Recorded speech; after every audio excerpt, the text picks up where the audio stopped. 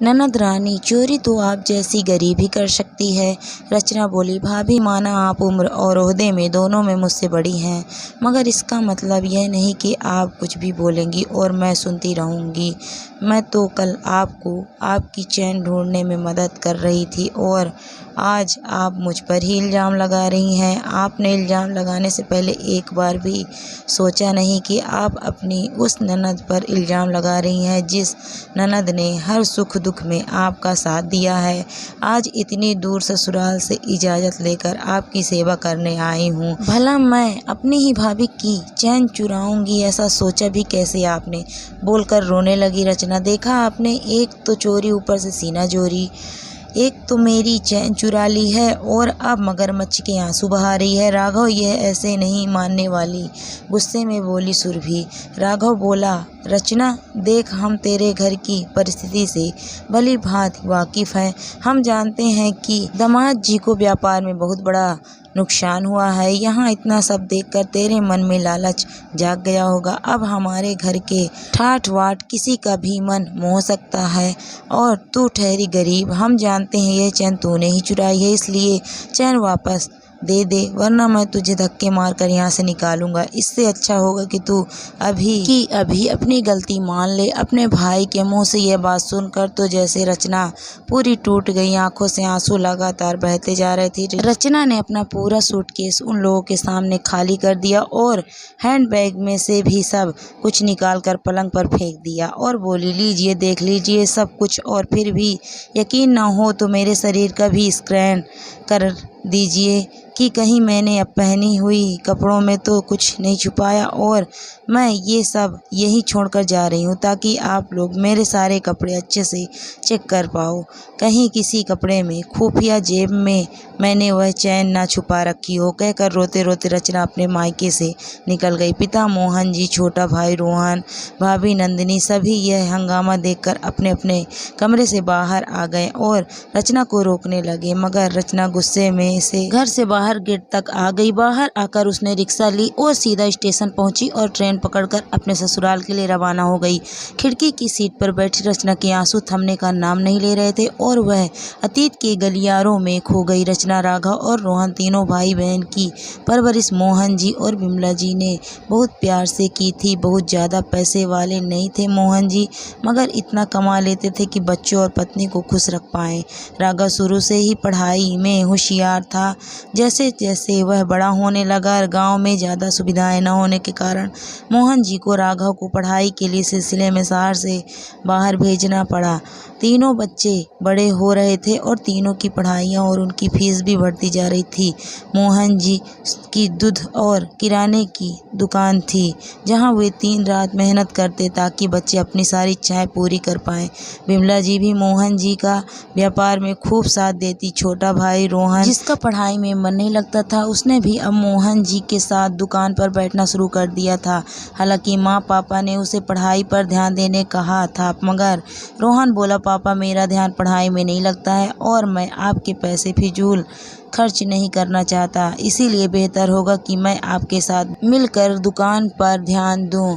उस समय रोहन की यह बात सुनकर मोहन जी और विमला जी को रोहन पर एक बार के लिए तो गुस्सा भी आ गया था, क्योंकि वे लोग चाहते थे कि रोहन भी राघव की तरह खूब मेहनत करे और पढ़ लिख कर एक अच्छी नौकरी करे, मगर रोहन दुकान पर बैठना चाहता था। खैर, बेटे के जिद के आगे मोहन जी और विमला जी ने घुटने टेक दिए और रोहन को दुकान पर बैठा दिया।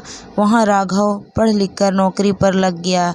डिग्रियों की कोई कमी न होने के कारण राघव की बहुत अच्छी नौकरी लग गई और राघव ने अपने गांव के घर में सारी भौतिक सुविधाओं को भरना शुरू कर दिया, जैसे fridge, washing machine, LED TV इत्यादि। और रोहन दुकान से घर का खाने पीने और कपड़ों लत्तों का खर्चा निकाल लेता था। राघव के वास सुखवंत जी को राघव शुरू से ही पसंद था। सुखवंत जी बहुत पैसे वाले धनी व्यक्ति थे। उनकी एकलौती बेटी सुरभि के लिए एक से बढ़कर एक रिश्ते थे, मगर सुखवंत जी को एक घर जमाई की तलाश थी और वे यह बात अच्छे से जानते थे कि कोई भी पैसे वाला लड़का उनका घर जमाई नहीं बनेगा। इसीलिए वे चाहते थे कि राघव से उनकी बेटी सुरभि की शादी करा के उसे हमेशा के लिए अपना घर जमाई बना लूं। राघव की ईमानदारी और होशियारी से सुखवंत जी बहुत आकर्षित थे। एक रोज़ उन्होंने राघव को ऑफिस के काम से घर बुलाया और अपनी बेटी सुरभि से मिलवाया। सुरभि एक पढ़ी लिखी, दिखने में सुंदर और मॉडर्न ख्यालों की लड़की थी। सुरभि को राघव पहली नज़र में ही भाग गया। बातों बातों में सुखवंत जी ने राघव से अपने दिल की बात कह दी कि वे सुरभि की शादी राघव से करना चाहते हैं, मगर उन्होंने यह नहीं बताया कि वे राघव को घर जमाई बनाना चाहते हैं। राघव को भी सुरभि पसंद आ चुकी थी। वह बोला, यदि इस रिश्ते के लिए मेरे माँ पिताजी हाँ कर देंगे तो वह यह शादी कर लेगा। दूसरे दिन राघव ने फ़ोन पर अपने माँ पापा को यह सूचना दी और वे लोग भी शादी तय करने शहर आ पहुँचे। मना करने की कोई वजह ना थी, इसीलिए दोनों परिवारों ने मिलकर शादी तय कर दी। राघव और सुरभि की शादी के बाद सुखवंत जी ने उनके लिए कश्मीर घूमने की टिकट्स निकाल दी और दोनों अपने हनीमून चले गए। हनीमून से आकर जब राघव और सुरभि अपने गांव के घर आए, सुरभि थोड़ी ही दिनों में वहां रच बस गई और ननद रचना से उसकी खूब जमने लगी। बस 15 दिन की बात थी, इसीलिए सुरभि ने वहाँ एडजस्ट कर लिया और वापस शहर लौट आई। शहर आकर वह राघव से बोली, राघव, मेरे पापा जी कह रहे थे कि उनके बंगले का पूरा ऊपर वाला फ्लोर वैसे भी खाली पड़ा है, तो हम लोग हमेशा के लिए वहाँ रहने चले जाएं और इससे हमारा इस घर का किराया भी बचेगा। राघव बोला, तुम पागल हो क्या सुरभि? तुम चाहती हो कि मैं घर जमाई बन जाऊं? लोग और समाज वाले क्या बोलेंगे?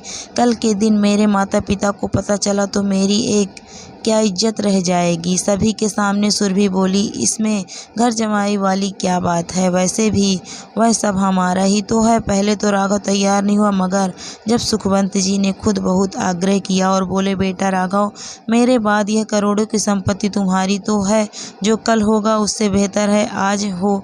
मैं चाहता हूँ कि तुम और सुरभि हमेशा मेरे साथ रहो। वैसे भी सुरभि के जाने के बाद मैं बहुत अकेला हो गया हूँ। ये सब बातें सुनकर राघव को उनकी बात माननी पड़ी, क्योंकि ऑफिस के बॉस होने के साथ साथ सुखवंत जी अब विबोध के ससुर भी थे। यहाँ छोटे भाई रोहन की शादी के लिए नंदिनी को पसंद किया जाता है, जो गांव की सीधी सादी लड़की थी। रोहन की शादी में भी राघव और सुरभि नहीं आ पाते हैं, क्योंकि दोनों किसी फॉरेन ट्रिप पर गए हुए थे जो सुखवंत जी ने आयोजित किया था। नंदिनी शादी के बाद अपने सास ससुर घर सब अच्छे से संभाल लेती है, जिससे रचना बहुत खुश होती है, क्योंकि उसे वही डर था कि कल के दिन कहीं उसके माता पिता अकेले न रह जाएं। मगर नंदिनी जैसी बहू पाकर सभी बहुत खुश थे। रचना भी अब बड़ी हो गई थी, उसके लिए भी अच्छे अच्छे रिश्ते आने लगे थे, जिसमें से मनोज, जो कि पढ़ा लिखा और संपन्न परिवार का लड़का था, उससे रचना की शादी तय कर दी जाती है। मगर शादी के दौरान सुरभि प्रेग्नेंट होने की वजह से शादी में आने के लिए मना कर देती है और राघव भी कहता है कि अगर मैं वहां आ जाऊंगा तो यहाँ सुरभि का ध्यान कौन रखेगा। वह भी शादी में आने से मना कर देता है। राघव और सुरभि तो जैसे गांव वापस आना ही नहीं चाहते थे। हर बार उनके पास गांव न आने का एक नया बहाना होता था। राघव भी अब सुरभि के रंग में पूरी तरह रंग चुका था। दोनों को गाँव से कुछ मतलब नहीं रह गया था। सब देखकर भी घर वाले कभी कुछ नहीं कहते थे, क्योंकि वे कोई लड़ाई झगड़ा नहीं चाहते थे। रचना की शादी के थोड़े ही दिनों पश्चात माँ बिमला जी अचानक चल बसी। तब सिर्फ राघव भैया आए थे। सुरभि भाभी को प्रेगनेंसी के दौरान आराम करने कहा गया था, इसी वजह से राघव भैया माँ के क्रियाक्रम के बाद तुरंत वापस चले गए। थोड़े ही महीनों में खबर आई कि सुरभि भाभी के गर्भ में पल रहे शिशु की धड़कन न होने की वजह से उनका अबॉर्शन करना पड़ा। इस खबर से सभी बहुत दुखी हुए। छोटी भाभी नंदिनी ने सुरभि भाभी से कहा कि वे बस एक बार यहाँ आ जाए तो यहाँ वे उनकी सेवा कर पाएंगी, क्योंकि अबॉर्शन के बाद बहुत कमजोरी आ जाती है। राघव कार में बैठाकर सुरभि को यहाँ ससुराल ले आया और राघव ने यहाँ और सुख सुविधाएं भर दी ताकि सुरभि को कोई कमी ना रह पाए। रचना भी अपने ससुराल से इजाज़त लेकर थोड़े दिन सुरभि भाभी की देखभाल के लिए मायके आई। यहाँ अब नंदिनी और रचना मिलकर सुरभि का खूब ध्यान रखने लगे। मगर यह क्या, उस दिन आए फोन से रचना अंदर तक खिल गई। रचना रचना के पति मनोज को व्यापार में बहुत बड़ा नुकसान हो गया था, यहाँ तक कि मनोज कर्ज में डूब गया था। रचना फोन रखकर फपक फक कर रो पड़ी। छोटे भाई रोहन और भाभी नंदिनी ने रचना को सांत्वना दी और बोले, पगली फिक्र मत कर, तेरे दो भाई हैं, हम लोग तेरी मदद जरूर करेंगे। रोहन ने अपने भाई होने कर्तव्य कहकर पूरा किया था, क्योंकि ऐसे वक्त में प्यार से बोले दो शब्द भी दिल पर लगी चोट पर मरहम का काम करते हैं। रचना का इस खबर के बाद किसी काम में मन नहीं लग रहा था, मगर सुरभि भाभी की नाजुक हालत को देखकर वह सब काम कर रही थी। रोज सुरभि को पूरी बॉडी मालिश रचना ही करके देती थी और उसके लिए पौष्टिक खाना नंदिनी बनाती थी। आज भी रचना ने सुरभि को बॉडी मालिश की और सुरभि बाथरूम से नहाकर आई तो अपनी सोने की चैन ढूंढने लगी। वह बोली, मैंने रोज की तरह चैन निकाल कर यहीं ड्रॉअर में तो रखी थी। रचना भी सुरभि को चैन ढूंढने में मदद करने लगी, मगर चैन कहीं नहीं मिली। नंदिनी रसोई से आई तो बोली, मेरी काम वाली जमुना यहाँ काम कर रही थी, मगर वह तो हमारे यहाँ तब से है जब से रचना, रोहन और राघव भैया की शादी भी नहीं हुई थी।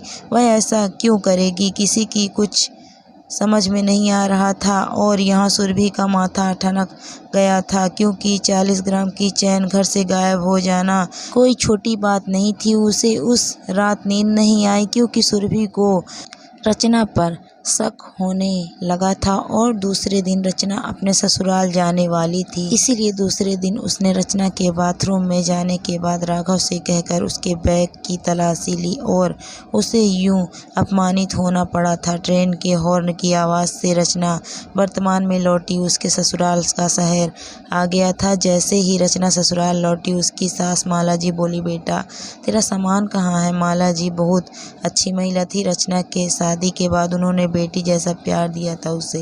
माला जी के इस सवाल पर रचना फिर से रो पड़ी और उसने सारी घटना अपनी सास को बता दी। माला जी को यह सुनकर बहुत दुख हुआ और उन्होंने रचना को गले से लगा लिया और आराम करने कहा। रचना जाकर अपने कमरे में लेट गई, मगर उसकी आंखों से नींद गायब थी। रात को जैसे ही मनोज घर आया, उसने सारी बात मनोज को बताई और बोली, मनोज तुम्हारा व्यापार क्या डूबा। मेरे भाई भाभी ने मुझे चोर घोषित कर दिया।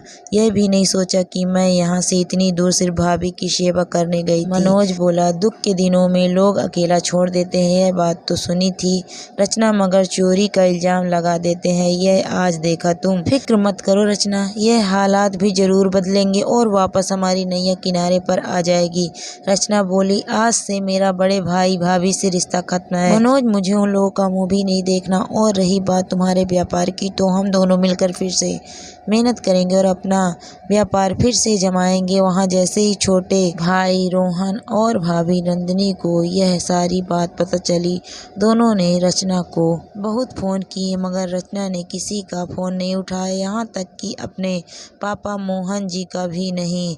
मोहन जी को अपने बेटे बहू का यह व्यवहार देख बहुत दुख हुआ था, मगर वे बेचारे अब कर ही क्या सकते थे। भाभी नंदिनी हर हफ्ते रचना को फ़ोन करती, मगर रचना किसी का फ़ोन उठाने तैयार नहीं थी। रचना बस अपने पति के साथ मिलकर उसका व्यापार वापस खड़ा करने में लगी थी और आखिर 4 साल की मेहनत रंग लाई। रचना और मनोज ने मिलकर वापस अपना व्यापार जमा लिया था। सारे लेनदार को वे लोग पैसे भी दे चुके थे, जिससे उन्हें कर्जे से मुक्ति मिल गई थी।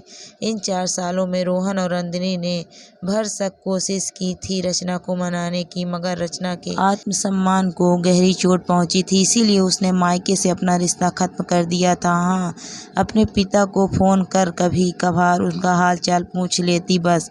रचना और मनोज अब वापस बुलंदियों को छू रहे थे। रचना ने खुशी से अपने पिताजी को फ़ोन किया। वहाँ से मोहन जी बोले, आज बस हाल चाल पूछ कर फ़ोन मत काट देना बिटिया, मेरी पूरी बात सुनना। तेरा पिता भी अब बूढ़ा हो चला है, जाने और कितने दिन रहूं ना रहूं। रचना बोली, पापा ऐसी बात ना करो, बोलो क्या हुआ। मोहन जी बोले, बेटा थोड़े दिन पहले ही हमारी काम वाली जमुना रमेश जी के घर चोरी करते हुए पकड़ी गई। जिस जमुना पर घर में सभी को बहुत विश्वास था, उसकी पोल अब जाकर खुली है। तेरे बड़े भाई भाभी अपनी गलती पर बहुत शर्मिंदा है। रचना बोली, पापा मेरे लिए अब यह सब बेफजूल बातें हैं और चाहे भाई भाभी कितने भी शर्मिंदा क्यों ना हो, मैं उन्हें कभी माफ़ नहीं करूँगी। बेटा, तेरे भाई राघव की दोनों किडनियाँ खराब हो गई है, जिस वजह से वह हॉस्पिटल में एडमिट है। वह डायलिसिस पर है। बेटा, जाने आगे क्या हो जाए, तू सिर्फ उससे एक बार मिलने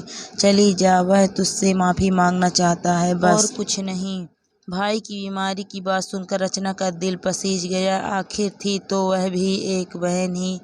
हो न हो, खून का रिश्ता तो खून का रिश्ता होता है। रचना ने मनोज को सारी बात बताई और दोनों अपने भाई से हॉस्पिटल मिलने पहुंचे। राघव और सुरभि दोनों रचना को यूं अचानक देख बहुत खुश हुए। दोनों ने रचना से माफ़ी मांगी। उतने में रोहन और नंदिनी भी आ गए। सभी एक दूसरे को इतने साल बाद देख रहे थे। सभी की आंखों से आंसू बह रहे थे। बातों बातों में रोहन से पता चला कि सभी ने अपनी किडनियां चेक करवा ली, मगर किसी की किडनी मैच नहीं हो पा रही थी। रचना ने भी अपनी किडनी देने के लिए अपना चेकअप करवाया और रचना की किडनी मैच कर गई। रचना ने राघव को अपनी किडनी देकर उसकी जान बचाई। आज तो राघव और सुरभि शर्मिंदगी के कारण ज़मीन में धंसे जा रहे थे। दोस्तों, कभी कभी खून के रिश्तों में भी दरार आ जाती है, मगर मुंह से कड़वे वचन निकालने से पहले 100 बार सोचें, क्योंकि जब कोई अपना ही घाव देता है तो फिर उस पर मरहम भी काम नहीं करता है। Thank you for watching my video.